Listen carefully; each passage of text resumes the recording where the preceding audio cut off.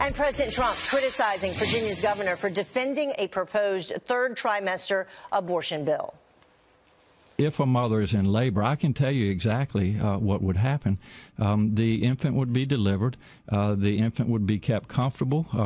The infant would be resuscitated if that's what the mother and the family desired. And then a discussion would ensue between the physicians and the mother. Well, Virginia's bill, which ultimately failed, comes after New York's own late-term abortion bill became a law.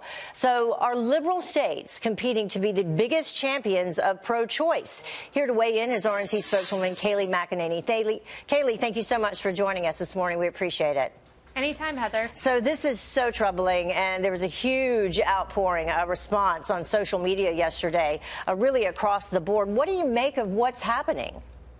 You know, the right has predicted this for quite some time, that the logical endpoint of the radical left was infanticide. And we heard it straight from the mouth of the so-called moderate governor from Virginia, who is, in essence, a radical leftist by proposing this. This is very scary, Heather. And if morality doesn't convince the left that this is wrong, that it is wrong to kill a baby outside of the womb, then perhaps public polling will. And public polling indicates that 81%, Heather, 81%, think about that. It's hard to get 50% of this country to agree on anything, but 81% think abortion in the last 3 months is wrong. Yeah. So they're running afoul of the American people here, no doubt. Let's take a look at this.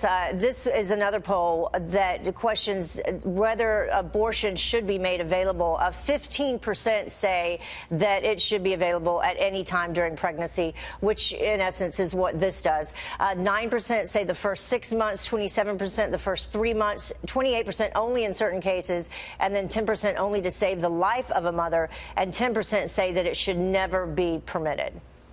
That's right. And, you know, just last week in the wake of New York's law, I was arguing with folks that if you look on Cleveland Clinic's website, it says at 6 months, your baby coming out of the womb can live, can exist without the mother. We cannot abort babies at 6 months. Now we are arguing that you cannot abort them at 9 months. A fully developed human being with a heartbeat, with a personality, with the stamp of God on it. This is so, so sad, so horrifying that this is the point we're at in this country. And President Trump warned about this long ago. Yeah, it was so horrifying that people were scratching their heads saying, we have to be reading this the wrong way. This can't possibly be what this says. But in fact, it does.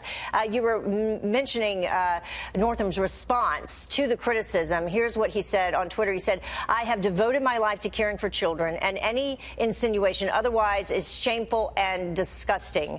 But then let's also talk about what President Trump said that you just referenced. This was during a debate in 2016 with Hillary Clinton. Listen. If you go with what Hillary is saying, in the 9th month, you can take the baby and rip the baby out of the womb of the mother just prior to the birth of the baby. There you go. You're right. I mean, he was talking about it in 2016. He was elected president. This is yet another, issue that he ran on. He talked about, and then he's trying. Other people are now trying to block what people elected to be in office.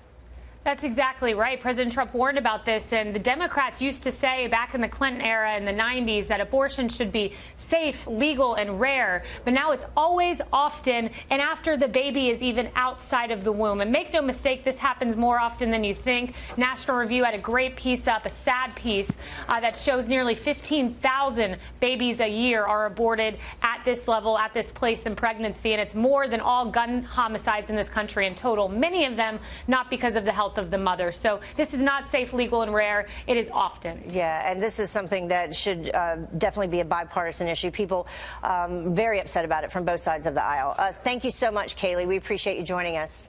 Thank you, Heather. All right.